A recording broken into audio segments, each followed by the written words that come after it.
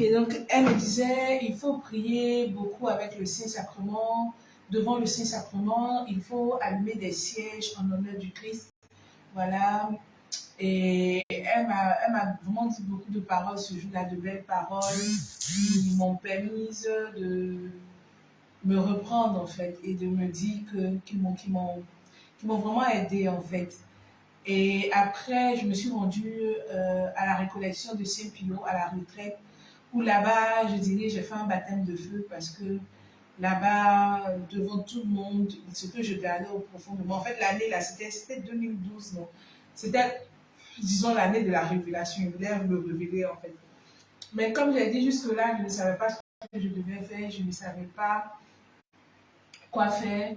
Là-bas, elles m'ont dit, ça va vous choquer un peu, mais elles m'ont dit que si je continue à me cacher, que je ne parle pas de lui, si je ne fais pas son œuvre, là, il m'a donné un don, ce qu'on appelle le don de l'amour.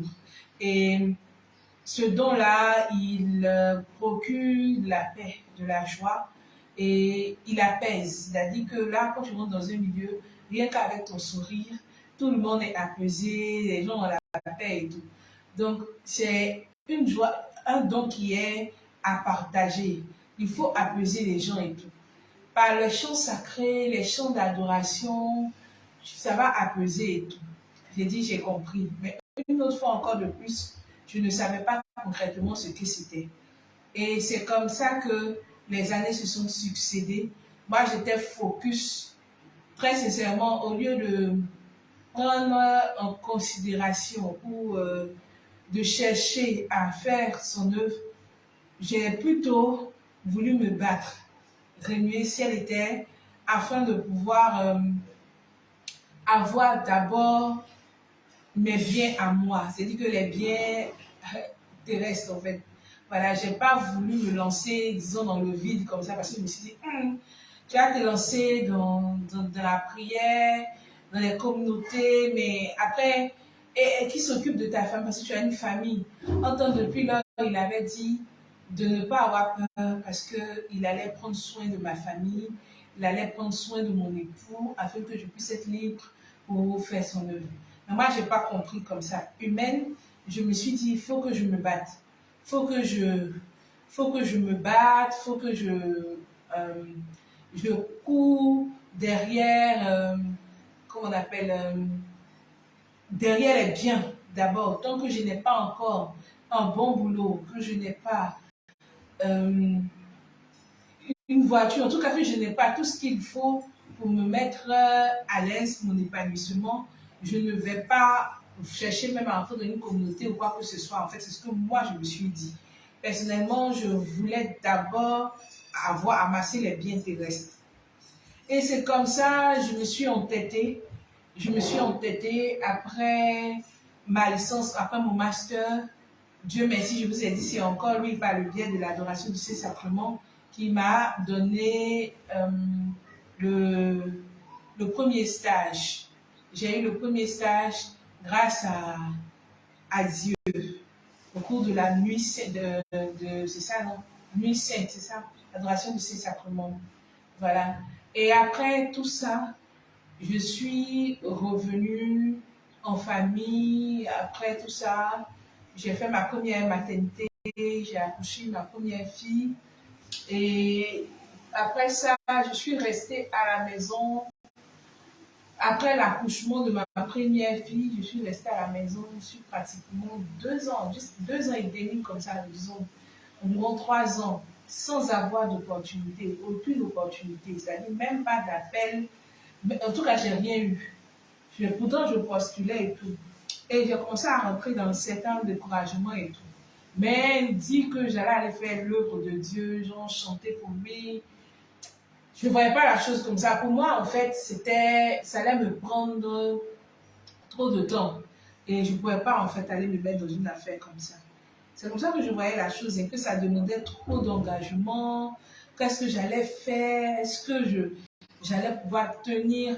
Et puis, il y a un autre truc aussi, c'est que dans la période là, à chaque fois que je rentrais dans un moment d'intimité comme ça, de prière profonde, j'avais ce qu'on appelle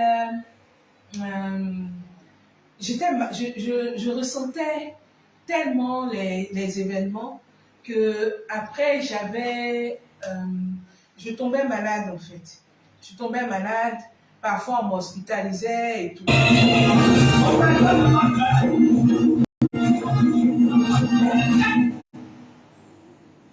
Parfois on m'hospitalisait, tout ça. Donc après, je sais pas si on m'entend, je sais pas trop. Si on me voit, si on m'entend.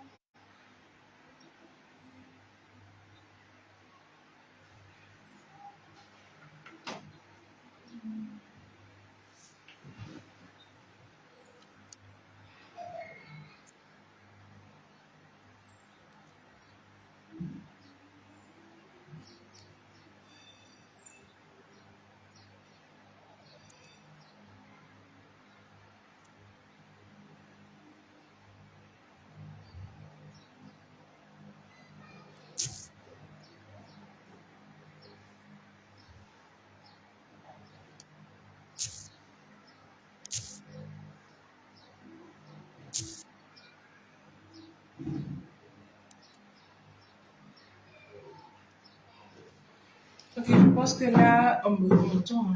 Donc, comme j'expliquais, après tout ça, je suis partie d'aller à chercher les biens terrestres, chercher à ramasser les biens. Je n'ai pas voulu me laisser entraîner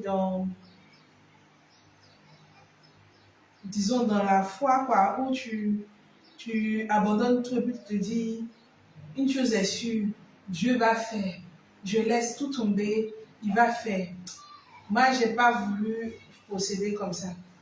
J'ai voulu, en tout cas, chercher moi-même, me battre, à voir que Dieu va me donner sa chance, qu'il va me donner maintenant, puisque j'aurai les biens et tout, donc je pourrai aller parler de lui. Et c'est comme ça, ce qui s'est passé jusqu'à ce que cette année, oh mon Créateur, j'attends tout de toi, plus que le meilleur, désire l'ombre, mon âme espère en ta parole.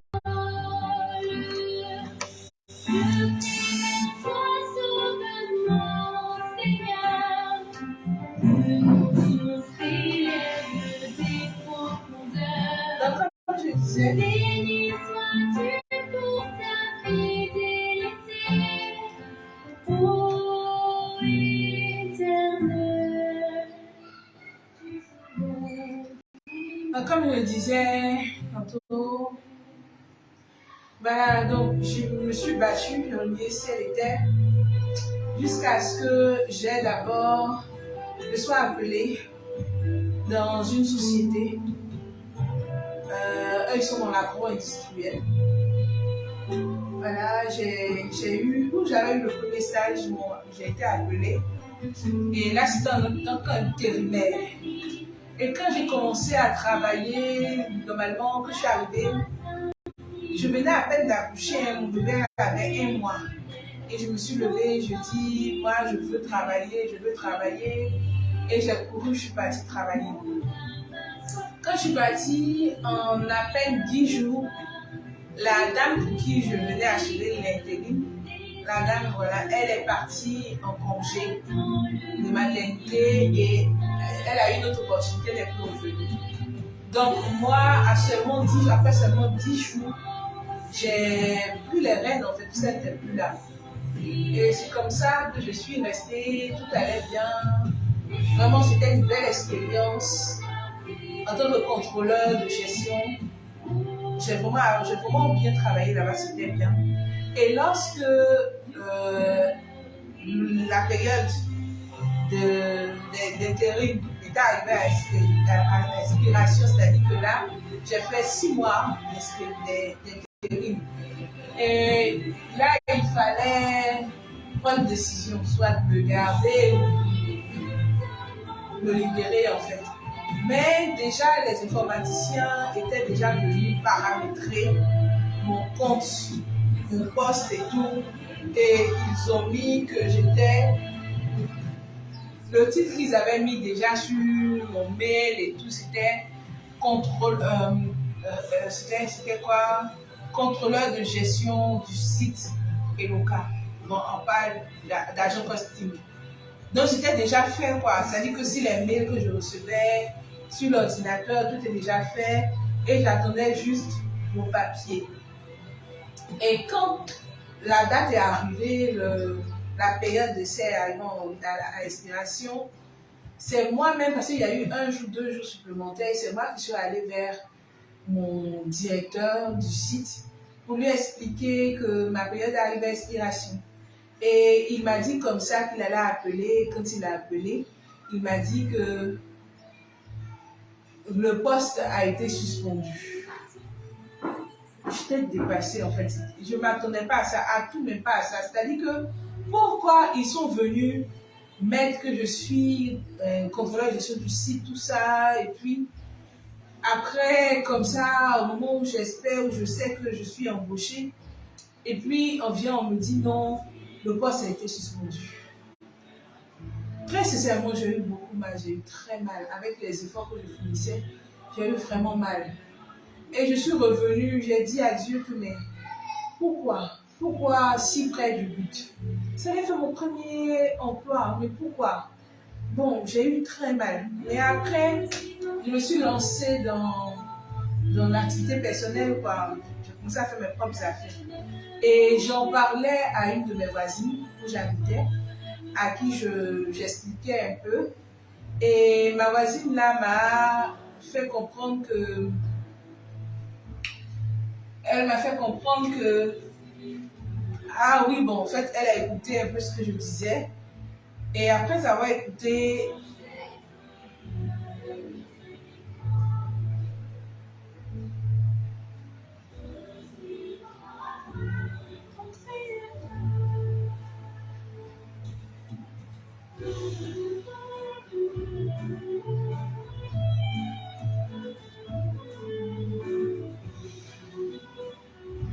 Bon, je ne sais pas si quelqu'un suit...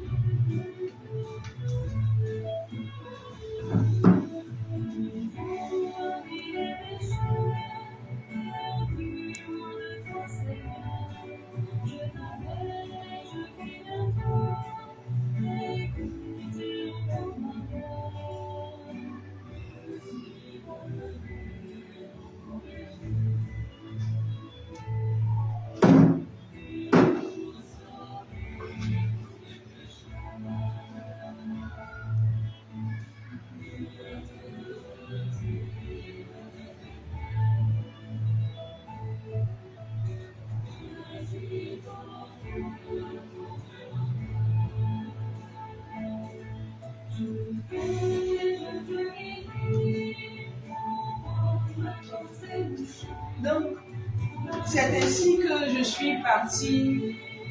Et voilà, quand j'expliquais à ma voisine, elle, qu'est-ce qu'elle a fait à mon insu, elle en a parlé à son époux, qui lui m'a recommandé dans une autre institution. Et je suis allée pour un stage. Cette fois-ci, c'était plus en contrôle de gestion, mais en audit interne. J'ai dit, bon, ok, donc j'accepte d'abord. Tu vois, ouais, quand tu sais que tu as un pas de tes objectifs, et on te ramène à la case départ, ça fait très mal. C'est-à-dire que tu retournes en tant que stagiaire. Voilà quoi. Donc j'ai accepté. En ce moment, j'étais déjà mariée, tout ça. Hein. Mais j'ai accepté, je suis partie. J'ai fait, ils ont mis sur le papier 3 mois. 3 mois. Donc là, j'ai fait les 3 mois. J'ai travaillé. Et après, au renouvellement, ils ont mis 6 mois. Donc là, j'ai eu mal encore. Je me suis dit, mais attends. Là où normalement on dira 6 mois, et puis on dit 6 mois encore, ou 3 mois, 3 mois. Pourquoi on dit 3 mois et après on dit 6 mois? Je n'ai pas trouvé juste. Et depuis là, même quand je venais au travail, j'étais découragée parce qu'en réalité, j'ai trouvé que ce n'était pas juste. Pour moi, en tout cas, ce n'était pas juste. Et j'avais plus envie. J'avais plus envie de travailler là-bas. Mais mes responsables m'ont demandé de patienter, de rester et de me donner quoi. Parce que, en fait, je sentis que c'était une blessure, la blessure de l'interruption subite voilà, de l'autre poste là. Je rêvais tellement à ça et ça a été difficile pour moi d'accepter cela. Mais après, quand je suis venue ici et que j'ai vu que c'était bon, pour une durée indéterminée encore en stage, je me suis dit, mais moi j'avais déjà laissé les stages. Mais bon, j'ai attrapé, comme dirait l'autre, j'ai attrapé mon cœur. Et il est survenu un événement, pour ne pas dire 2 événements. Le premier, c'était le rappel à Dieu de ma belle-mère, la mère de mon époux. Et comment ça s'est fait? C'était... Vous voyez, nous sommes mariés, donc tu as une belle-mère avec qui tu es, tu vis, voilà, elle est comme ta seconde maman. Et avec elle, on se voyait pas tout le temps, puisqu'on n'était pas dans le même quartier même, voilà, mais on se voyait une fois en passant. Et ce qui s'est passé, c'est quoi? C'est que quand maman est tombée malade, quand elle est tombée malade, ça, si je vous dis, ça m'a, en tout cas, quand elle est tombée malade jusqu'à ce qu'elle soit rappelée à Dieu, c'était au plus de 2 mois. Ça n'a même pas duré en fait. Et on est arrivé dans la période de le mois de septembre. Il y avait le mariage de ma soeur et je suis passée, j'ai profité pour aller la saluer. Et lorsque je suis arrivée, elle ne m'a pas reconnue en fait. Elle sortait de sa chambre, elle ne m'a pas reconnue. Et après, quand elle m'a vue, elle dit, ah, c'est toi, Diane. Ah, d'accord, mais moi, je ne te connaissais pas et tout. Et on a commencé à échanger, tout ça. Et puis, je vais vous épargner tout le contour, hein, mais je vous dis l'essentiel en fait. Ce qui s'est passé, c'est qu'au fur et à mesure qu'on parlait, moi, on m'a dit, mais moi, mon temps est fini et moi, j'ai fini d'épuiser mon temps sur la terre ici. Moi, je me vais. Mon temps est arrivé. Moi, je vous laisse. Et puis, je lui ai dit, mais maman, toi, tu vas partir où? En ce moment, elle a une de ses filles qui venait d'accoucher. Elle a sa fille qui venait d'accoucher. Et lui, tu vois pas qu'elle a accouché. Tu vois pas que l'autre doit se marier. Il ne s'est pas encore marié, il va se marier et tout.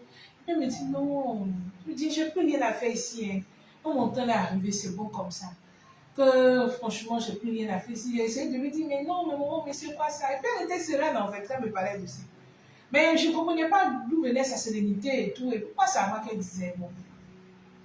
Et après, sa situation allait un peu plus mal. Donc, il l'a hospitalisé. Et ce jour-là, moi, je suis venue. J'ai attendu un samedi, tout ça, et puis je suis venue. Donc, quand j'ai préparé tout ça, que je suis arrivée, dès qu'elle m'a vue, elle a crié, ah, Diane est venue. Vous la quittez, elle était avec ses enfants, tout ça. Elle dit, quittez-la, que Diane est venue. Et quand je suis venue, que je me suis assise sur le lit de maman, elle a attendu que les autres bougent un peu, et puis elle m'a dit doucement, tu sais que, ah, en fait, c'est toi que j'attendais, parce que toi, au moins, tu peux me comprendre. Tu peux me comprendre, car moi, je suis fatiguée et je veux partir. Tu sais, chaque jour, chaque nuit, les anges là, ils viennent me chercher, mais à cause de mes enfants, je ne peux pas partir, surtout à cause de ma fille. Elle refuse que je parte. En temps, ils viennent toujours me chercher. Moi, je veux partir. Et ça sent bien là-bas. Moi, je veux partir. Et je dis, ah, maman, mais pourquoi tu me dis ça encore? Elle dit, non, mais toi, tu me comprends. Que regarde, c'est là-bas, c'est bien, tout ça, qu'ils viennent, moi, je veux partir. Et puis, là, je n'ai pas su quoi lui dire. Et après, c'est resté comme ça. Et je suis rentrée. Et quand maman est partie, je me suis dit, ah, maman partait vraiment, c'était son jour. Donc c'est à moi qu'elle avait voulu dire ça. Pourquoi moi? Non. Et puis, en tout cas, j'ai compris beaucoup de choses, mais j'ai laissé comme ça. Et après, j'ai expliqué à mon mari que voilà, je n'ai pas voulu te parler, mais depuis la première visite à la maison, elle m'avait déjà dit que c'était son corps qu'elle partait. Et à l'hôpital aussi, elle m'avait parlé des anges qui venaient la chercher, tout ça. Donc voilà, c'est après que j'ai pu lui dire. Donc, quand maman est partie, elle est décédée en novembre, en fin novembre, début décembre, fin novembre, mi-novembre, fin novembre. Donc, quand elle est décédée, j'avais ces douleurs et c'est à moi qu'ils ont annoncé le décès. Le matin, je partais au travail et c'était moi qui devais porter l'information à mon mari. Donc, j'ai appelé ma mère, maman, et puis ils se sont réunis, ils m'ont appelé, ils m'ont porté l'information, tout ça. Et c'est moi qui étais censée aller d'abord en famille, là, chez sa maman, essayer de voir tout ça avant que la délégation de son côté paternel nous vienne et tout. Et c'est comme ça que s'est passé les obsèques. Mais juste quand elle est décédée, nous sommes allés en décembre. Et en décembre, c'est pas à la mi-décembre, ce qui s'est passé, c'est quoi? C'est que j'étais au travail et ma petite soeur m'a envoyé un message pour me dire que vraiment, la nouvelle qu'elle m'a apportée ce jour-là, je ne pouvais pas supporter. Elle me dit non, qu'une personne que tu aimes, une des personnes que tu aimes le plus au monde, a eu un malaise. Et il faut dire que c'était la première fois que cette personne-là tombait malade pour dire qu'on allait l'hospitaliser. Donc elle a dit ça, j'ai ressenti un truc dans le cœur, puis j'ai dit non. Et puis elle me dit, essaie d'appeler, parce que moi quand j'essaie d'appeler, ça passe pas. Je dis, mais qu'est-ce qu'elle me raconte celle-là? Et moi aussi j'ai essayé d'appeler, mais sur le coup, je n'ai pas pu appeler et tout. Et je n'ai pas pu joindre les personnes proches. Mais après, qu'est-ce qui s'est passé? J'ai commencé à ressentir, c'est-à-dire, dans le cœur, là, tu ressens quelque chose de fort. Et puis, je ne me retrouvais plus, j'étais au bureau. Je ne me retrouvais plus. Et là, tout d'un coup, j'ai commencé à pleurer. Et ma patronne m'a demandé, mais qu'est-ce qui se passe? Et puis, je lui ai dit, j'aime trop cette personne-là et j'ai l'impression que Dieu veut me la enlever. Elle me dit, mais pourquoi tu dis ça? J'ai dit, non. Actuellement, là, ce que je ressens, c'est ça. C'est ce que je ressens et j'ai l'impression qu'il veut me l'enlever. Il ne va pas me faire ça. Et elle me dit, regarde, j'ai des prières ici. Je vais te les donner. Tu vas les prier, tu vas les réciter à la pause. J'ai dit, j'ai compris. Et quand elle est partie, j'ai pris les prières, j'ai commencé à les réciter. Je ne vous dis pas l'état dans lequel je me suis retrouvée. Mais là, je lui ai dit, en fait, tu sais, tu peux me faire tout, hein. Mais cette personne-là, tu ne vas pas l'enlever. Tu peux tout faire, tout est permis. Mais regarde, tu as enlevé maman, ça fait combien de temps? Et tu veux m'enlever encore cette personne qui m'est le plus chère au monde, là? Tu veux me l'enlever? L'une des personnes que je porte le plus dans mon cœur, tu veux me l'enlever comme ça? Et moi, je vais supporter 2 douleurs intenses, seulement intervalle 1 mois ou du moins 2 semaines, voilà. Que tu veux me faire quoi? Qu'est-ce que tu veux me faire? Et je lui ai dit, j'ai crié, je dis, parce qu'en fait, à chaque fois que je fermais le bras, ce que je ressentais, c'était la perte de cette tête chère-là. Et je lui ai dit, tu vas tout fermer ça, là, tu ne vas pas le permettre. Et moi, je t'interdis de m'enlever cette tête chère. Et c'est comme ça que j'ai crié. Et j'ai prié, en fait, comme je vous ai dit, je prie et dans le silence de mon cœur, je m'adresse directement à lui. Et je lui ai dit non. Et c'est comme ça qu'il m'a rassuré. De la douleur intense, de la crainte, il m'a donné de l'espoir en me disant, apaise-toi, il n'ira pas. Cette personne n'ira pas, elle va rester. Je dis, mais je vous explique que dans cette période, c'est-à-dire qu'avec Dieu, c'est comme on dirait un donnant-donnant. J'étais dans un début de grossesse. Et lorsque j'ai crié comme ça, que j'ai prié, Après, j'ai commencé à avoir des saignements en fait. Et moi, par rapport au saignement, j'ai compris comme ça que ma prière avait touché Dieu en fait. Et que je venais de faire, disons, un échange, ou bien je venais de faire, poser un acte fort, comme j'avais dit tout à l'heure. À chaque fois que je me mets dans ce moment de prière intense, je me retrouve malade, on m'hospitalise, on fait ceci, voilà. Mais ce jour-là, j'avais vécu quelque chose. Non, c'était fort. Mais ça m'a apaisé. Et j'ai profité pour lui dire, nous sommes aujourd'hui le 1er décembre. Et fais ce que tu veux. Mais aujourd'hui, là, moi, je te dis, avant que la nouvelle année ne commence, avant de rentrer dans la nouvelle année, tu me donnes un bon emploi. Tu me donnes un bon emploi et tu me donnes les moyens. Je lui ai dit, avant de rentrer dans la nouvelle année, arrange-toi comme tu veux, comme tu veux, mais il faut que moi j'ai mon emploi. Il m'a dit ok. Et après, j'ai fini de prier et tout. Je me suis sentie en paix. Et j'ai appelé. Et quand j'ai appelé, on me dit, que la personne a été mise, elle est sortie de la salle de l'observation, elle a été mise en chambre. Parce qu'au départ, c'était chaud, on disait chaud. Donc, c'était vraiment chaud. Je ne peux pas vous expliquer, mais c'était chaud. Et Dieu merci, on me dit que la personne est enfin sortie des urgences. Elle a été mise en chambre. Je dis gloire à Dieu. J'étais contente comme ça. Et je suis allée tranquillement voir la personne sans toutefois lui dire que j'avais prié pour elle, que j'avais... Non, j'ai rien dit. Je me suis tuée comme si tout allait bien. Et comme je vous ai dit, j'avais prié aussi pour l'emploi. Je vous dis que...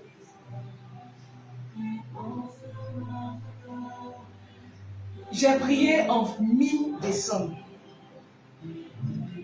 Je ne sais pas quand j'ai postulé. Mais je sais que j'ai été appelée pour être contrôleur général de cette institution.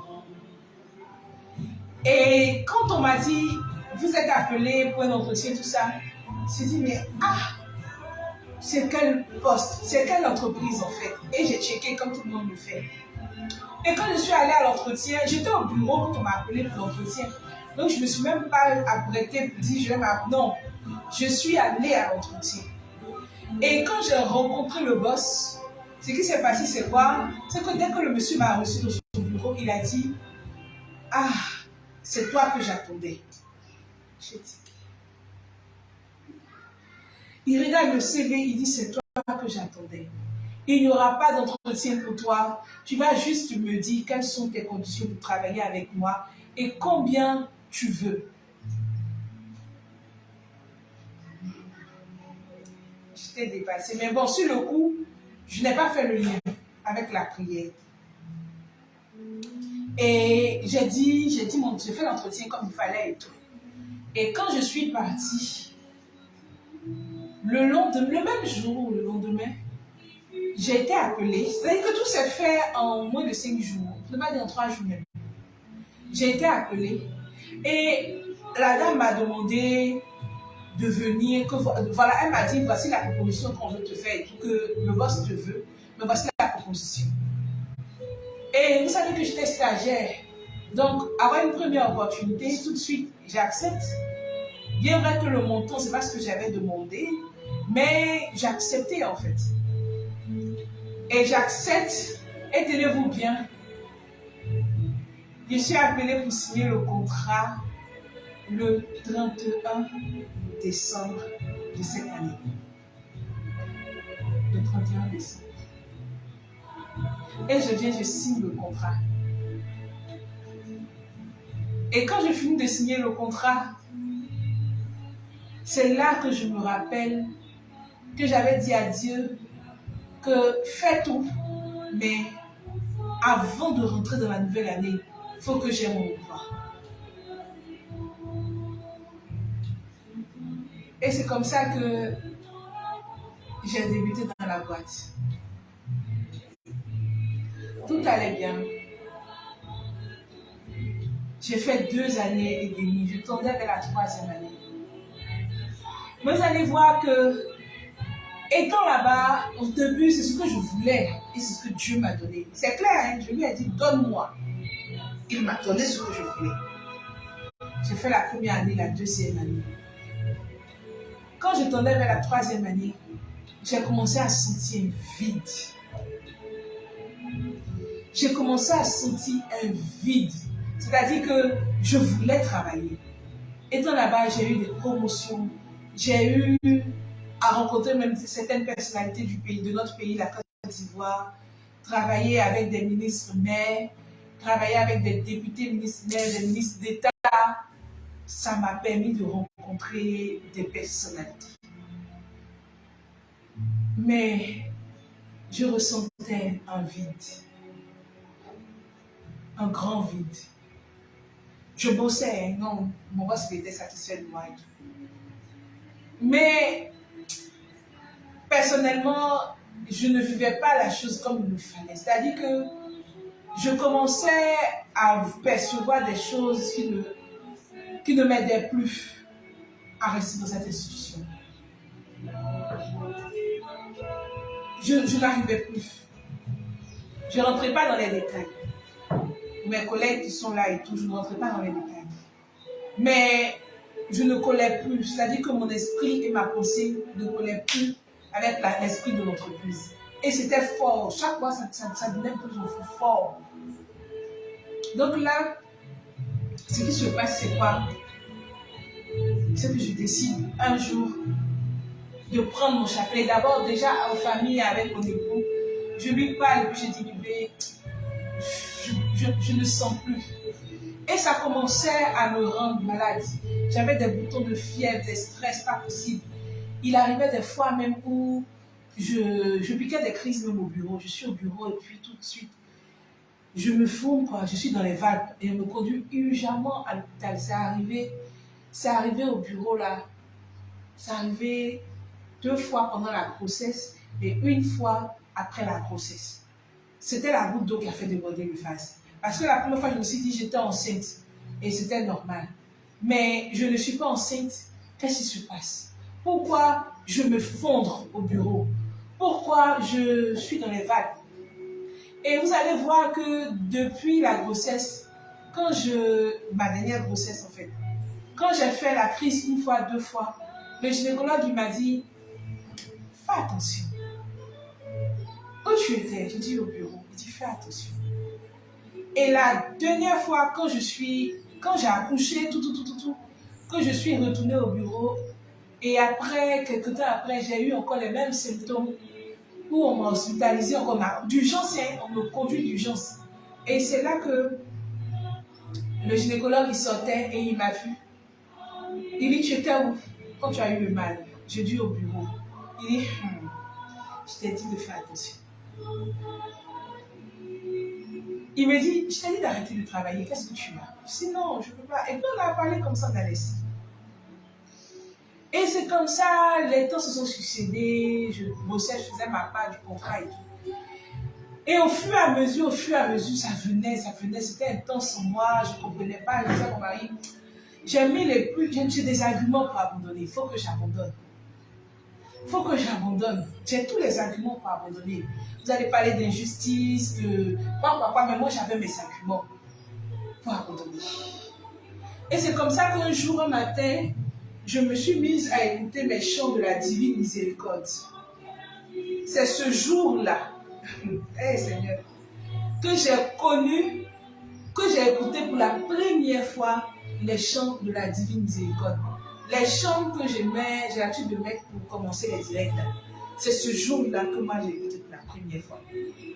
J'ai mis les écouteurs et puis j'ai commencé à faire mon chapelet. Moi je vous ai dit que le chapelet je faisais tous les jours. Donc il était 6 heures, parce que moi j'habite Benjerville, le temps de me rendre au bureau qui est du côté de Bonnet. Je fais mon chapelet en fait. Et quand j'arrive, vous savez qu'il y a des bouchons, pour ceux qui sont à Abidjan. Donc on se lève tôt pour éviter les bouchons, tout ça, et puis on arrive. Donc c'est comme ça que j'arrive souvent, il est 6h30, 6h30, 7h, voilà quoi. Donc j'ai commencé à faire mon chapelet avec mes écouteurs. Et je priais dans le silence de mon cœur. Et je suis allée en salle de réunion. Et là, j'ai commencé à prier. Et j'ai dit à Dieu, normalement, quand on travaille, c'est pour être épanoui. Travailler, c'est pour être épanoui. Mais je ne suis pas épanouie. J'ai cherché du boulot. J'ai crié par toute la terre que je veux du boulot. Mais je ne suis pas épanouie. Aujourd'hui même, donne-moi un signe. Dis-moi quelque chose afin que je puisse me lever et partir. Et j'ai fini ma prière. Quand j'ai fini la prière, il était 8h. Et mon téléphone qui sonne. Allô madame, j'ai dit oui. Est-ce que vous savez? Et puis elle me donne des informations. J'ai dit, j'étais dépassée. Il dit, mais qu'est-ce que je cherche ici encore? Non, madame, ce n'est pas pour vous décourager, mais il fallait que je vous porte cette information-là. J'ai dit non. Il faut que je quitte cette société. Je m'en vais. Elle me dit, non, madame, non, attendez. J'ai dit, je ne peux pas attendre. J'ai demandé une confirmation au Seigneur et tu viens de me la donner. Je ne peux plus attendre. Il faut que je sorte d'ici. Ce n'est pas fait pour moi. Mon esprit ne peut pas coller avec un tel esprit, avec cette manière de fonctionner. Il faut que je quitte ici. Et c'est comme ça, sur le coup, j'appelle mon époux. Je lui dis, bébé, tu sais que je démissionne. Il dit, quoi? Je lui dis, je démissionne. Et j'appelle le médecin pour lui demander, comme elle est juriste, comment on fait les démissions, les lettres de démission. Et je fais ma lettre de démission. Et je me lève, je vais déposer au sous-soleil. Je range toutes mes affaires et je les dépose. Je dis, moi, je ne travaille plus.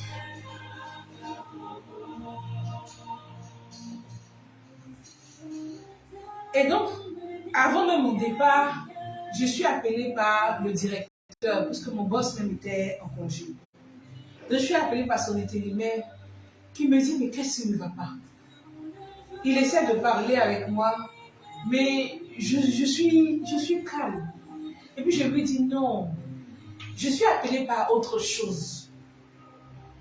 Je veux faire ce qui me tient à cœur, ce qui m'apporte ma paix, ce qui m'apaise. Mais je ne peux plus travailler pour ici, en fait. Et il me dit, d'accord, mais ça fait mal, en fait, que tu parles comme ça. Mais d'accord, si tu es appelé à autre chose, que Dieu t'accompagne.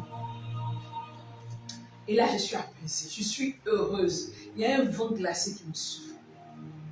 Et je sors de l'entreprise. C'était un vendredi. À midi, je suis sortie de l'entreprise, je suis partie. Et lorsque je suis arrivée à la maison, je vous dis la vérité, je ne savais même pas ce que j'allais faire. Qu'est-ce que j'allais faire? Où allais-je partir? Je ne savais rien. Mais ce que je sais, c'est que cet après-midi-là, j'étais en paix. Je suis venue, je me suis étendue sur le lit. Et dès que je me suis étendue, mon téléphone a vibré. Et je regarde, je vois que c'est le groupe des mamans de la cité.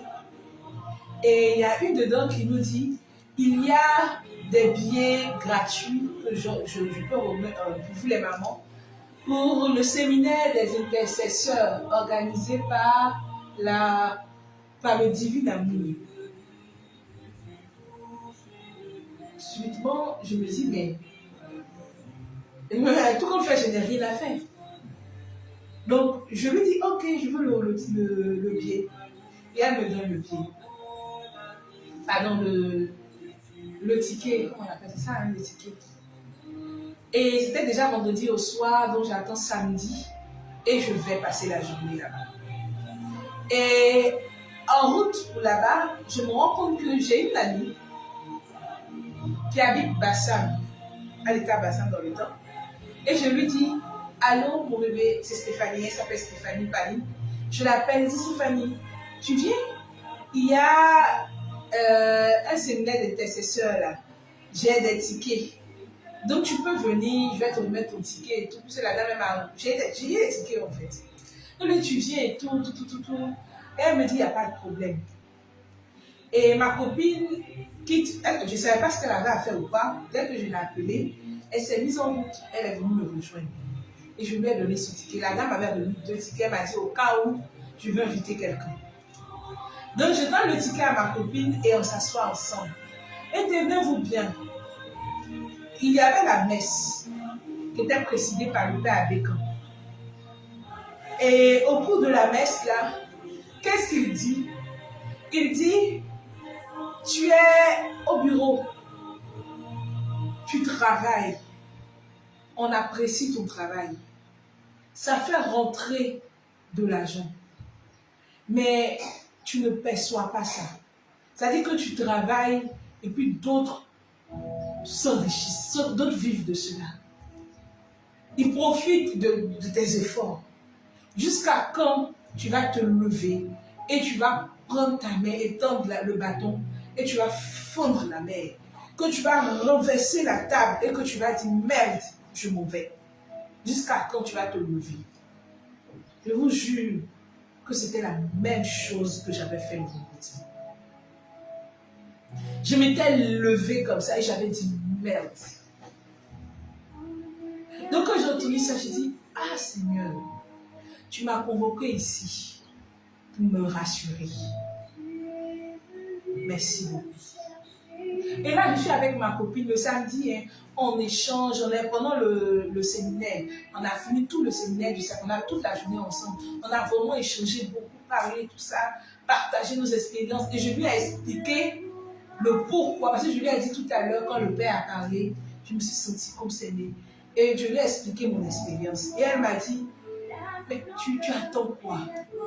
Je dis, ah, mon cher.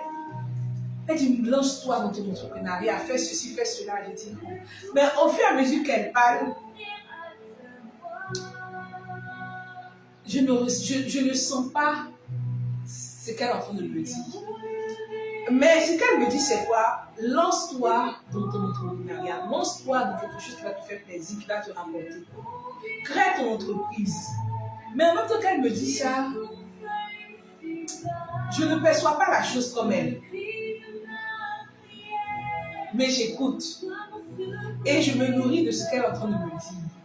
Je réfléchis, j'analyse. Après cela, il y a eu Asuba. Les gens parlaient d'Asuba, on voyait sur les réseaux sociaux, mais moi je ne savais pas ce que c'était. Et disons que ça ne m'intéressait pas. Donc je me lève et ma voisine encore de quartier me dit, j'ai un ticket pour toi gratuit. Tu veux partir? Si je vous dis que cette voisine-là, on ne s'est jamais vu comme ça pour parler. C'est-à-dire que même quand elle veut remettre les tickets là, il est tard, souvent 23h minuit, puisqu'elle est dans l'organisation. Donc ce sont mes filles de maison là qui vont récupérer. Et puis elles viennent me donner. Donc elle et moi, on ne s'est pas encore assises comme ça. Mais je vous dis que la dame me dit, j'ai Asuba gratuit pour toi. Je dis, mais comment faire? Je vais partir. Et je me lève et je vais à Asuba.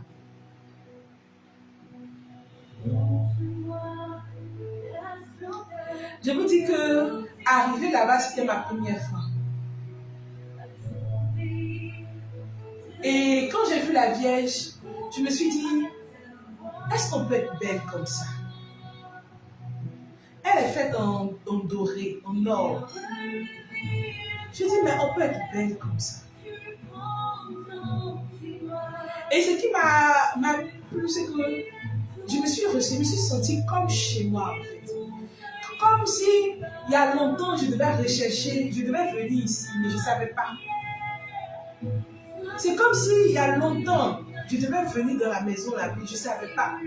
5 ans de prière, mais je ne savais pas, en fait. Mais je vous dis que je me suis sentie très bien. Et là, je me suis mise à prier. Et je vous dis qu'au sorti d'Asuba, tout ce que je disais se réalisait. La même chose s'était passée quand j'étais quitté à Saint-Pio à la retraite. La même chose encore s'est passée. Tout ce que je sortais de ma bouche, je réalisais. Je vous donne un exemple. Quand je suis sortie de la veillée, ce qui s'est passé le samedi de la retraite, là, c'est que quand je suis sortie de là-bas, j'avais appelé mon témoin de mariage pour lui dire que je voulais démissionner et je voulais avoir son avis. Je voulais qu'il me donne un avis. Et on n'a pas pu échanger jusqu'à ce que je démissionne. Et c'est ce samedi-là qu'il m'a appelé. Et quand je l'ai appelé, je lui ai dit, j'ai démissionné. Il dit, oh, tu as eu ce courage-là. Et est-ce qu'ils t'ont remis la réponse? Je dis non. Il dit, ton patron, il va te faire... C'est-à-dire que ce sera difficile.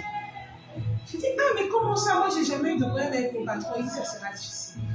Et que je vais te mettre en contact avec une DRH. Fais-moi signe. J'ai dit, d'accord.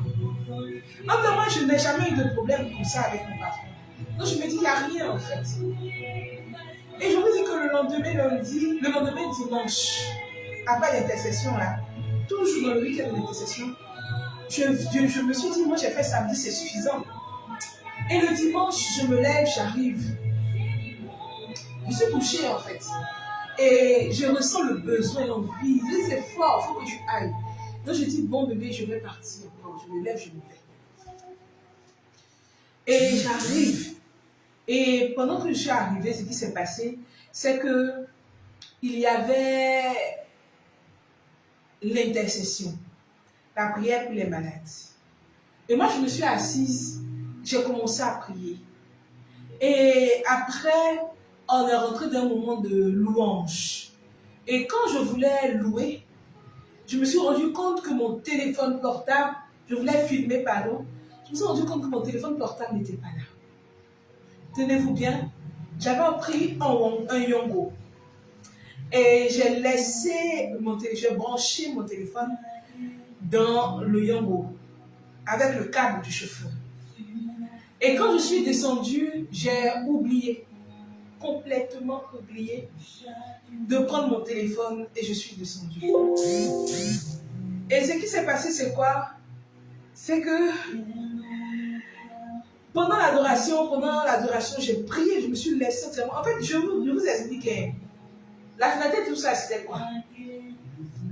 Que j'apprenne à lui faire totalement confiance. Que je laisse tout tomber. Que je ne m'inquiète plus de rien. Mais que je fasse total abandon à mon Dieu. Que je me laisse entraîner. Donc, ce qui s'est passé, c'est que quand j'ai voulu appeler que je n'ai pas vu, je me dis, mais qu'est-ce qui se passe? Et il me dit, tu es venu me rencontrer, non? Tu es venu vivre l'expérience, non? Vivre l'expérience jusqu'au bout. Je dis, ah, d'accord. Et je ne m'inquiète pas. J'ai perdu mon téléphone, mais je ne m'inquiète pas. Et quand on a fini de louer, ce qui s'est passé,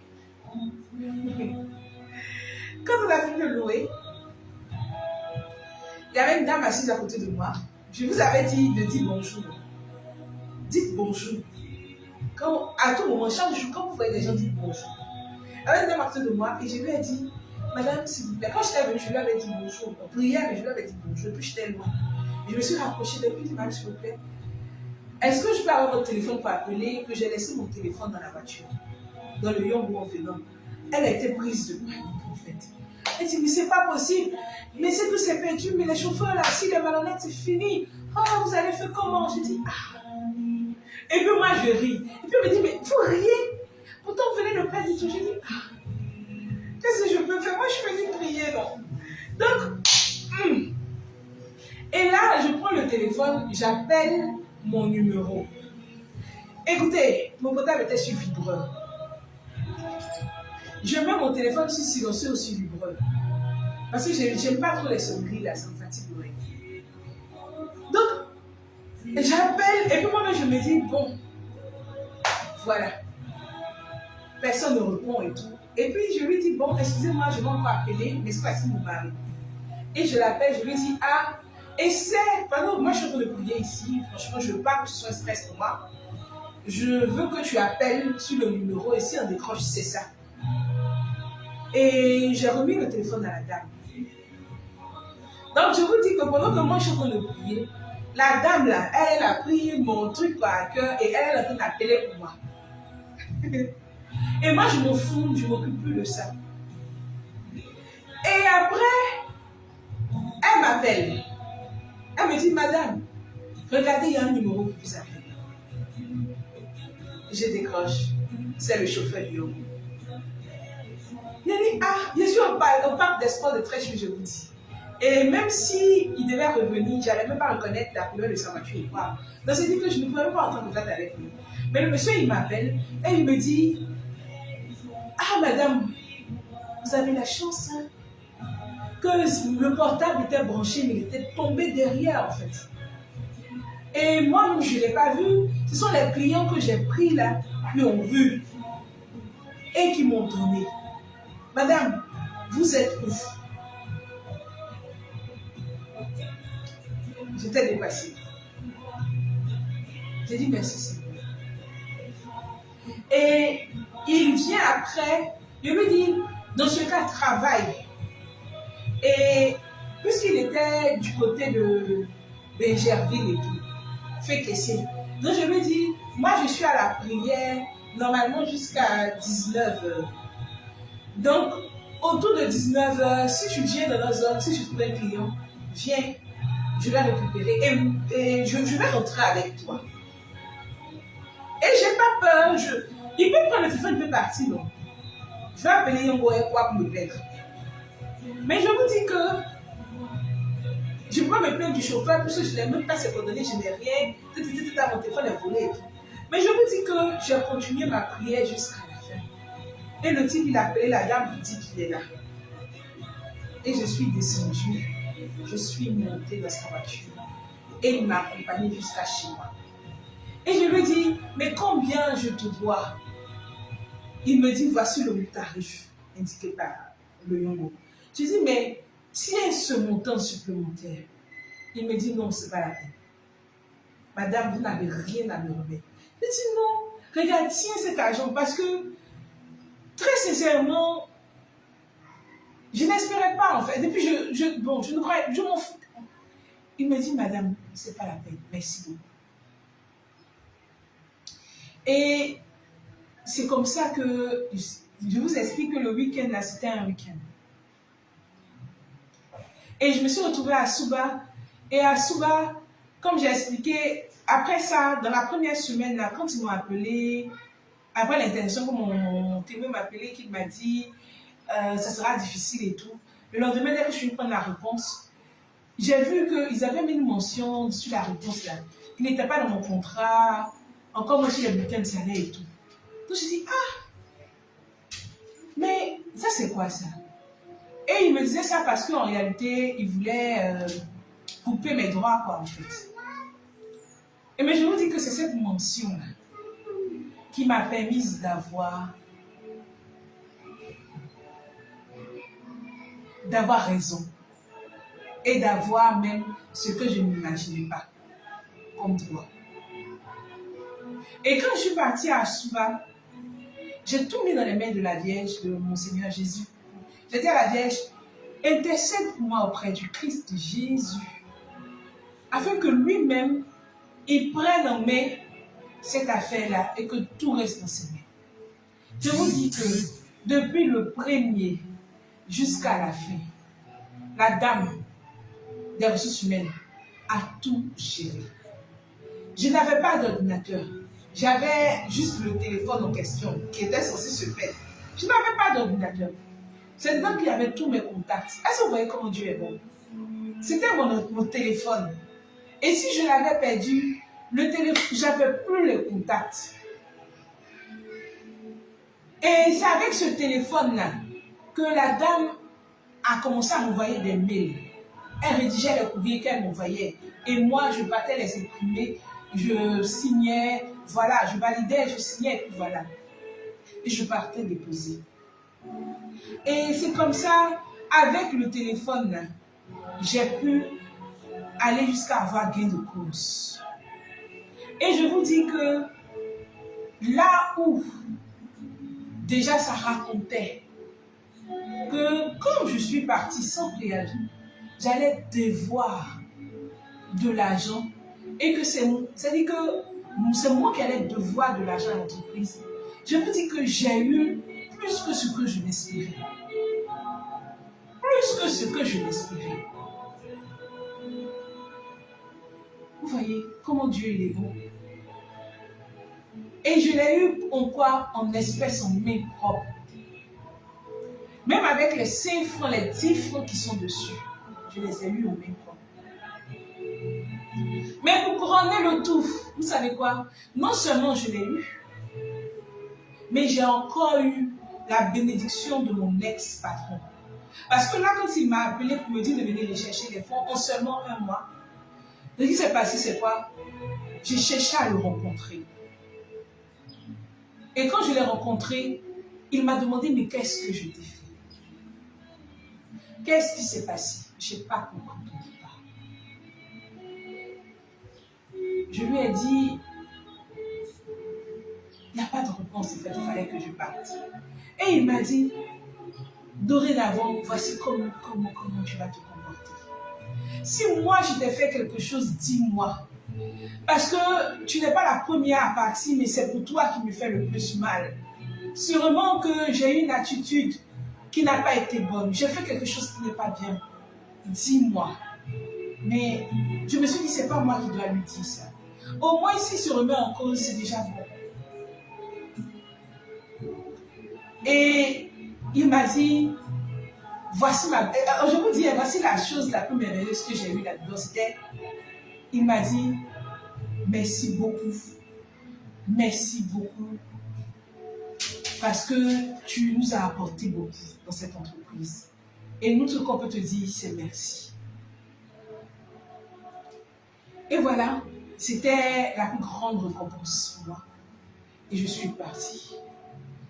Et quand je suis partie, j'étais soulagée, j'étais apaisée, j'étais heureuse. Et là, ce qui s'est passé, c'est que j'ai arrêté, ne pensez pas que c'est une histoire qui date de longtemps. J'ai arrêté le 2 septembre de l'année passée. Et je suis restée comme ça jusqu'à aujourd'hui. C'est-à-dire que quand je suis quittée à Souba la première fois, comme j'ai dit là, tout ce que je demandais à Dieu, il me donne. Quand je me lève le matin, que je récite mon chapelet avec la divine miséricorde, quand je dis quelque chose, ça vient. Quand je dis quelque chose, ça vient. Et c'est comme ça que j'ai eu tout ce qu'il me fallait. Mais en plus de cela, il m'a fait vivre quelque chose. La puissance de la divine miséricorde, du silence et de l'adoration. Donc, j'ai commencé à ressentir ce manque-là chaque jour quand je me lève et que je ne récite pas. Si je me lève et que je ne récite pas le chapelet de la divine miséricorde, je n'arrive pas à pied dormir. Je sens un manque. Je sens un manque. Je sens un manque. Et il y a eu le deuxième Asuba. Pour moi, j'appelle ça mon deuxième Asuba. Et ce qui s'est passé, c'est que déjà en allant, j'ai mis sur une feuille tout ce que je partais demander à Dieu. C'est mon époux à qui je fais un clin d'œil. Mon mari, il est musulman.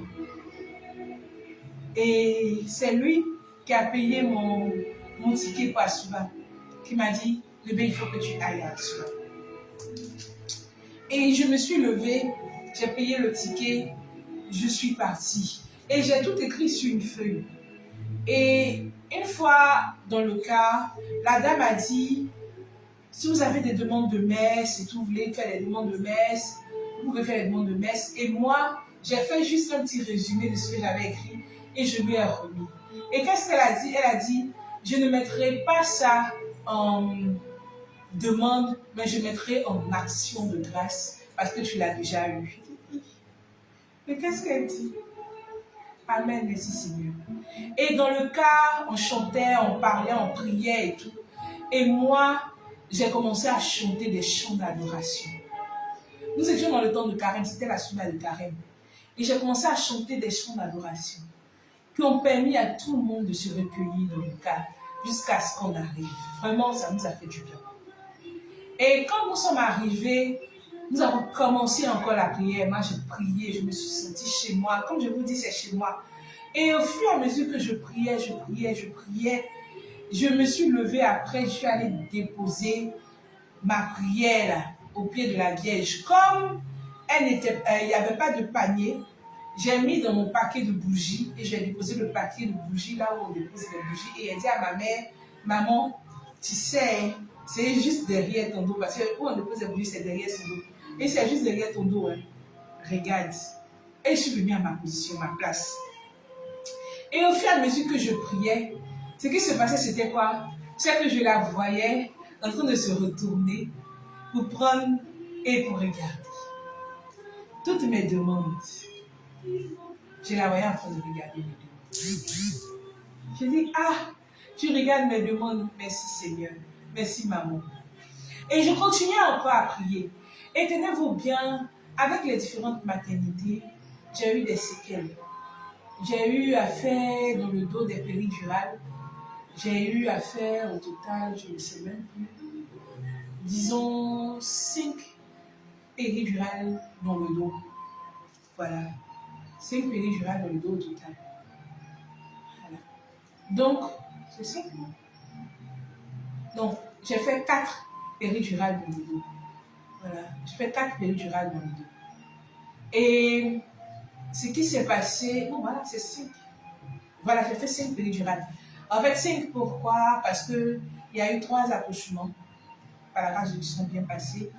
Il y a eu une fausse couche qui a sollicité une opération pour l'enlever. Il y a eu aussi un séclage qui a demandé aussi une péridurale. Donc, vous allez voir que j'ai fait 5 péridurales. Et j'avais la colonne vertébrale en feu, quoi, très malade, qui descendait jusqu'à dans les pieds. Donc, je ne faisais plus assez de mouvements. Et même pour la cuisine, je ne pouvais plus, je ne déplaçais plus. Même ma dernière fille, à seulement 2 mois, je ne pouvais pas la soulever, il fallait qu'on me la porte. Vraiment, j'ai traversé des moments difficiles. Mais j'ai mis tout ça entre les mains de Dieu et puis voilà. Et c'est comme ça que, avec cette douleur-là, quand je partais voir les médecins et tout, on me disait que je ne pouvais pas guérir. Donc, on m'a remis une fiche. Et il y avait des mouvements à respecter, des mouvements à ne pas respecter et tout. Au départ, quand je venais d'accoucher, qu'on m'a remis la fiche, qu'on m'a donné les médicaments, on dit que c'est une déchirure lombaire. Donc, tu ne guéris pas, mais tu évites que la plaie ne se rouvre encore. Ça dit que ça essaie de cicatriser, mais tu ne dois pas faire de mouvements dessus. Tu ne dois pas, comme on dit, tu ne dois pas faire de mouvements brusques. Tu respectes ce qu'on t'a donné et ainsi tu pourras être en mouvement, se sentir bien quand même. Sinon, on ne guérit pas. Et c'est comme ça qu'avec tous mes projets que j'avais, j'ai dit à Dieu, mais mon mari m'a dit une fois qu'avec tous les projets, là, si tu n'as pas la santé, tu vas faire comme. Et puis, mais tu as tellement raison.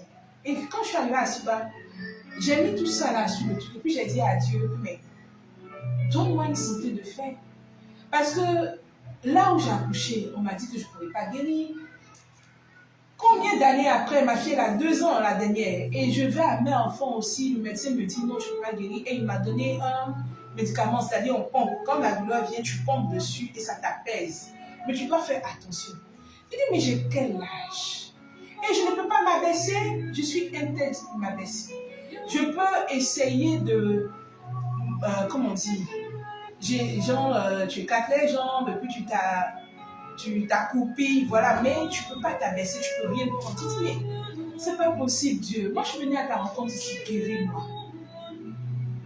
Guéris-moi. Et au fur et à mesure que le modérateur priait, le berger priait, moi, j'ai commencé à prier et je me suis dit, Seigneur, je veux guérir, arrête ça, parce que je ne peux pas m'asseoir, je ne peux pas me lever, c'est compliqué. J'ai dit que, je suis devant vous ici. Je suis assise, je fais direct de combien d'heures, je ne me lève pas. Je n'ai aucune douleur dans le dos. Mais je vous dis que je suis assise en train de travailler. Je suis assise chez moi à la maison. Si je n'ai pas mis de coussin derrière moi, je ne peux rien faire. Chez moi.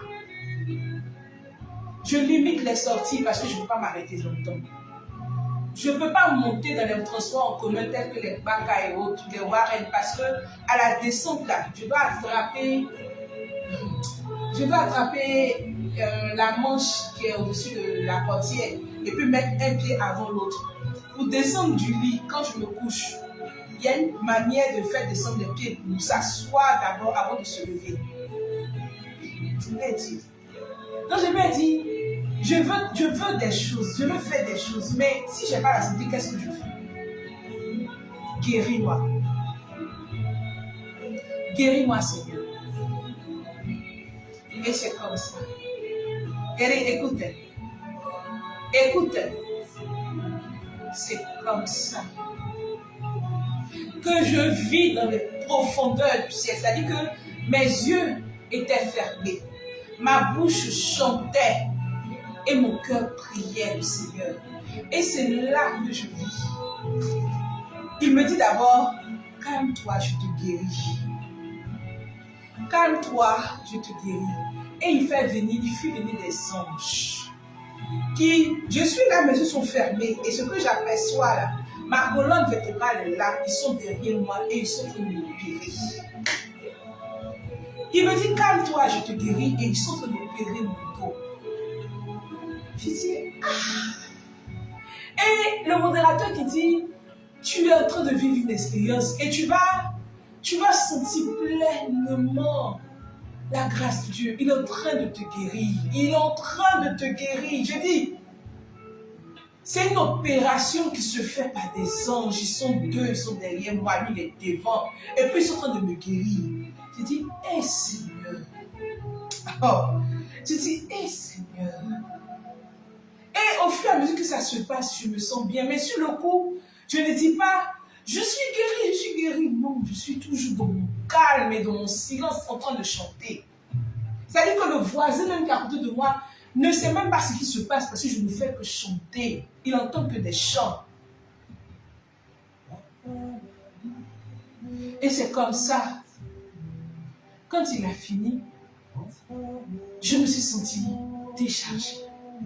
C'est-à-dire que comme j'avais mal, j'avais toujours mal, j'étais lourde comme ça parce que j'avais mal. Mais je vous dis que je me suis sentie bien. Je me suis sentie très bien. Déchargée, libérée. Et après quoi, je continuais à prier. Je priais. Parce qu'en fait, je me sentais bien. Vous ne pouvez pas comprendre. Je me sentais tellement bien que je lui parlais. Et au fur et à mesure que je lui parlais, j'ai vu qui? J'ai vu la Vierge. Moi, c'est ma maman. Hein. Moi, je l'aime, mais la dame.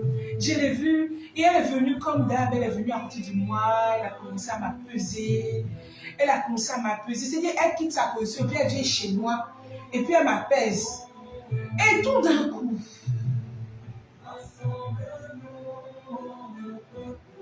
qui je vois?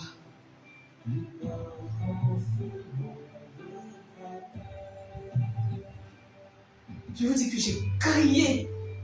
Je dis, mais qu'est-ce que tu me fais? Qu'est-ce que tu me fais? Oh Seigneur, je commence à pleurer. Vous savez qui j'ai vu?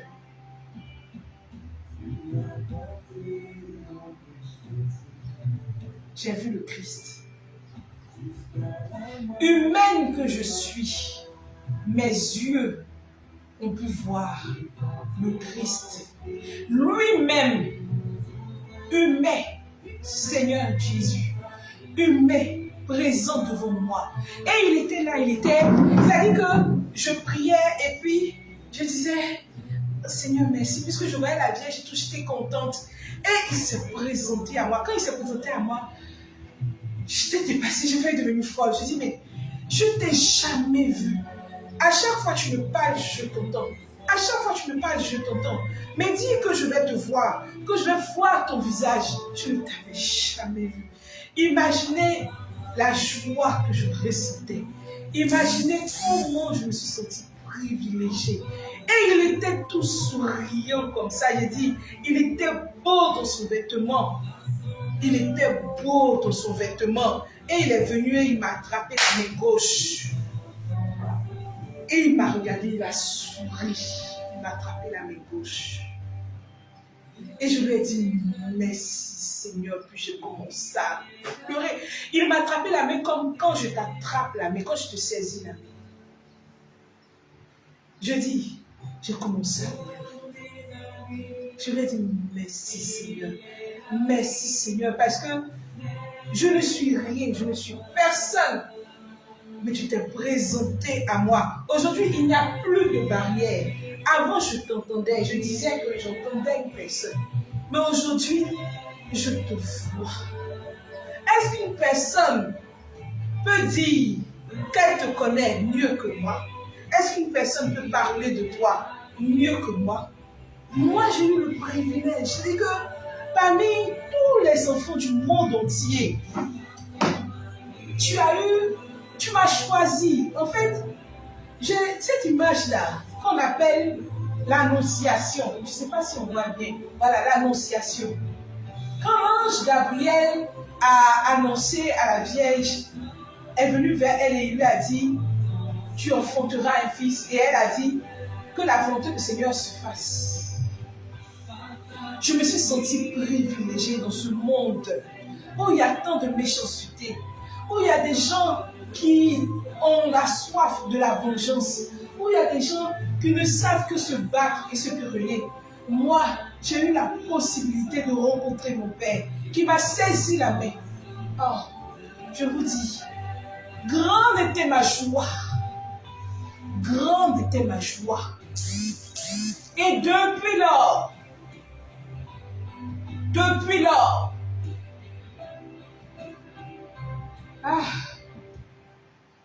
la haine, la peur a quitté mon cœur. La première personne à qui je suis venue annoncer cela, tellement j'étais dépassée, c'était mon mari. Quand je suis rentrée, il était 23h. Je dis, bébé, il dit quoi? Il dit, ce que j'ai vu aujourd'hui, j'étais comme en France. Il dit, ce que j'ai vu, mon mari est musulman. Écoutez bien, mon mari est musulman. Mais j'ai dit, bébé, ce que j'ai vu aujourd'hui, bébé, je l'ai cherché, je l'ai appelé, il m'a parlé, mais je l'ai rencontré personnellement aujourd'hui. Il s'est présenté à moi. Mon mari me dit, tu es privilégié. Il dit, hé bébé, il s'est présenté à moi. Qui suis-je qui se présente à moi? Sa mère, je la vois. Pio, je le vois. Mais Dieu, Jésus.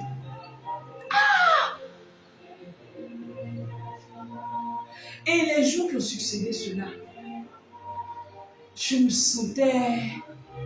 C'est-à-dire que quand je suis revenue d'Asuba, vraiment j'étais en joie, j'étais en paix, mais je sentais j'avais besoin de quelque chose. J'ai dit, je bois de l'eau, ça ne passe pas. J'ai chaud, j'étouffe, je suis dans la maison, je ne sais pas ce qui se passe. J'ai dit, mais qu'est-ce qui se passe? J'ai dit, c'est comme si je brûle en moi. Je brûle en moi. Et puis je ne sais pas ce que c'est. Je ne sais pas. Et un jour, j'appelle Stéphanie, ma copine de Bassam qui m'a rejoint à Souba et à la truc d'intercession, au séminaire d'intercession. Je dis Stéphanie. Et dès que je l'appelle, elle me dit, oh tiens, j'ai traversé un moment. Un inconnu qui agonisait, qui finalement a été secouru par moi. J'ai appelé l'ambulance. Ils l'ont récupéré. Et comme il n'avait pas de parents, on m'a demandé d'être avec lui. J'étais avec lui. Et je suis restée avec ce monsieur-là, qui n'avait pas de parents, jusqu'à ce qu'il rende l'âme. 3 semaines au CHU de Cocody. Quand elle m'a dit ça, je dis Stéphanie, tu es où? Il faut que je vienne te voir. Elle dit quoi? Je dis, il faut que j'arrive chez toi. J'arrive chez ma copine. C'est ma copine, hein?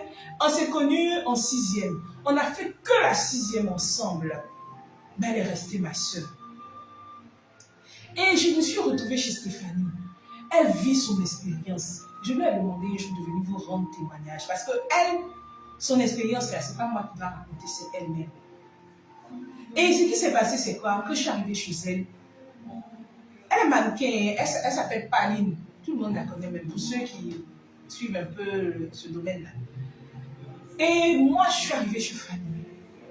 Et je causais avec Fanny. elle m'a expliqué beaucoup de choses. Au fur et à mesure que Fanny me parlait, j'ai ressenti beaucoup de choses. Beaucoup de choses, beaucoup de choses. Et j'ai commencé à me sentir en paix. Moi qui brûlais de l'intérieur de moi, moi qui avais un feu en moi, qui me brûlait. Et puis je ne savais pas ce que j'allais faire, je ne savais pas. J'ai commencé à me sentir apaisée. Et je vous dis qu'on ne me parlait même pas dans le cadre de la prière. C'est une causerie entre copines. Mais j'ai commencé à être apaisée. Et après, je lui ai dit, Stéphanie, voici mes projets que j'ai. Voici mes pensées. Voici. Et au fur et à mesure que je lui parlais, j'ai dit, je veux que mes filles aient une meilleure éducation, qu'elle ait ceci, elle ait cela. Je veux que mon époux, et je parlais. Donc aujourd'hui, là, je demande à Dieu de me donner un bon travail, de faire ceci, de faire cela. Et au fur et à mesure que je parlais, elle m'a regardé, comme je te regarde. Et elle m'a dit, tu sais ce que je vois? J'ai dit non.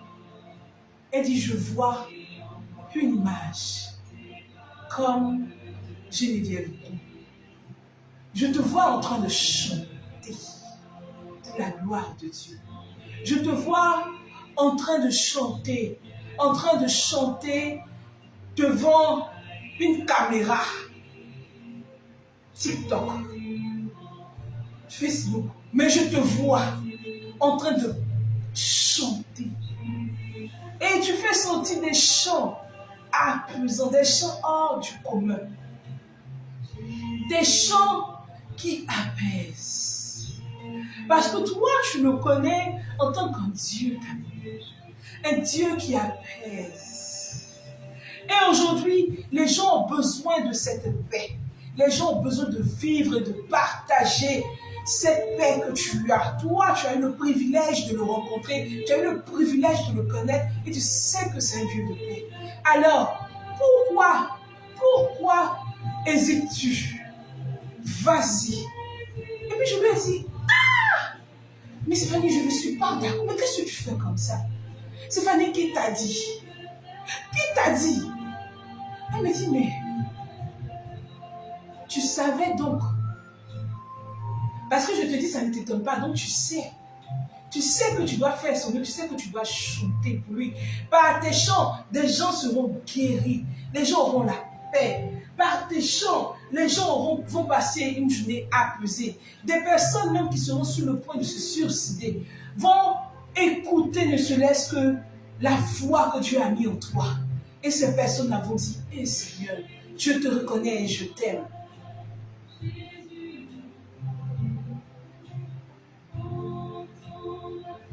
Je dis, Stéphanie, tu me fais quoi? Tu me fais quoi? Tu es en train de me faire quoi? Tu sens quelle année? Puis elle me dit, attends. Parce que, en fait, il est en train de me dire que si tu continues comme ça, il va t'enlever, tu vas mourir. Je dis, toi encore, tu vas venir me dire ça. Tu sens quelle année on m'a sorti un truc comme ça? Tu sens quelle année on m'a sorti un truc comme ça? En 2012, on m'a dit ça à la récollection de Saint-Pio. Et toi, tu me sors ça aujourd'hui. Il n'y a rien de compliqué. Tout ce qu'il te demande, partage ton quotidien avec les autres.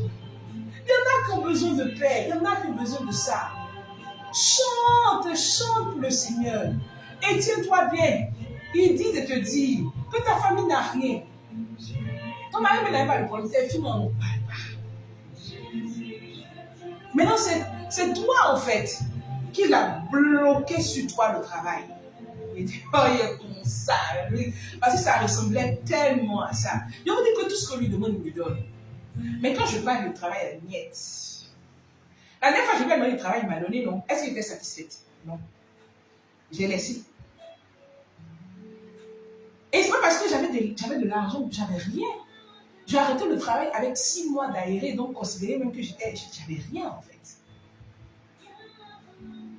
Mais tout ça, c'était pour que je vive pleinement l'expérience de la foi.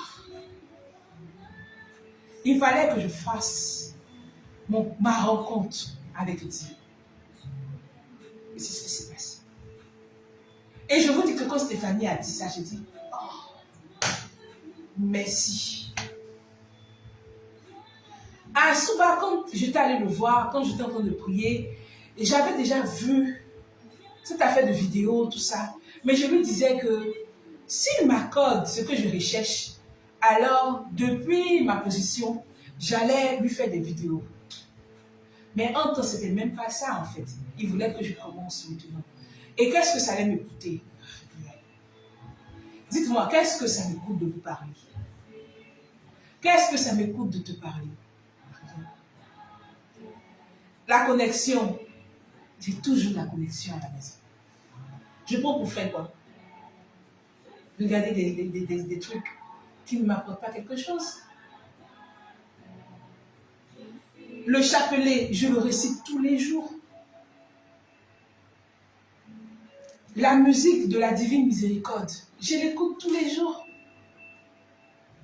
Donc, qu'est-ce que ça me coûte de venir partager cela avec toi? Et faire en sorte que tu puisses toi aussi rencontrer Dieu. Dieu. Dieu. Dieu existe. Il est là. Il nous aime. Il t'aime.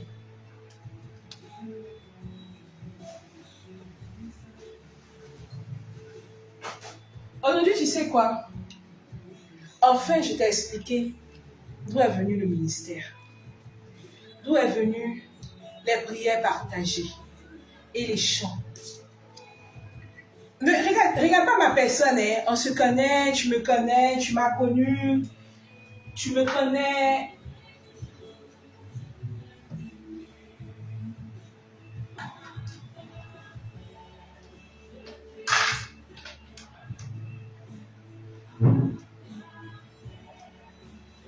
Tu me connais, on a grandi ensemble, on a eu beaucoup d'expériences ensemble, tout et tout. Mais aujourd'hui, je te dis que la vie là, c'est Dieu qui fait, qui permet tout. C'est lui qui fait tout. Et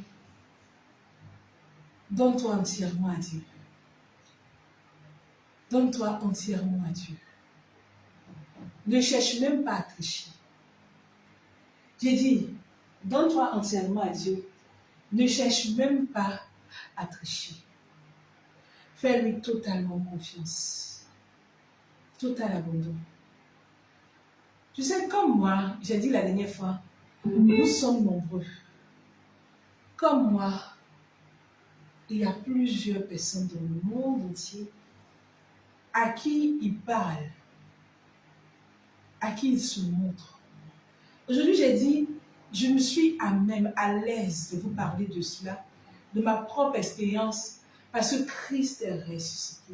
Il est vraiment ressuscité. Alléluia. Et par sa résurrection, il se montre à tous. Par sa résurrection, il vit avec nous. Il suffit que tu l'appelles. Il suffit que tu l'invites. Il suffit que tu lui fasses confiance. Il s'est présenté à Marie. Il lui a dit, va annoncer la bonne nouvelle à mes apôtres. Après, il s'est présenté à Thomas. Il dit, touche mes plaies. Quand je vous dis qu'à moi, il s'est présenté en étant chair, vous allez dire, non, mais qu'est-ce qu'il raconte? Mais à Thomas, il a dit, mets tes mains dans les pieds. Touche mon pied. Moi, il m'a saisi la main. Dieu existe. Jésus est ressuscité. Je veux que la résurrection du Christ soit pour toi une grande paix, une grande joie. Sois dans la pleine miséricorde de Dieu. Vis profondément l'amour de Dieu et sois béni. Que Dieu qui s'est présenté à moi, le Christ ressuscité qui s'est présenté à moi, puisse se présenter à toi, puisse te montrer son visage, puisse vivre avec toi au quotidien. Que Dieu nous bénisse. Amen. Au nom du Père, du Fils et du Saint-Esprit. Amen. Béni sois-tu, Seigneur. Béni sois-tu, Seigneur. Béni sois-tu, Seigneur. Adoré sois-tu. Élevé sois-tu. Glorifié sois-tu. Christ ressuscité. Bénis-nous. Donne-nous toujours ta sagesse. Que ton Esprit Saint nous protège. Que Maman Marie nous couvre de son manteau original. Que tous les anges, tous les saints nous bénissent et nous protègent. Merci Seigneur, toi qui es Dieu, maintenant et toujours, et dans les siècles des siècles. Amen. Béni sois-tu, au nom du Père, du Fils et du Saint-Esprit. Amen. Merci à toi, merci à tous. Que Dieu nous bénisse. Amen.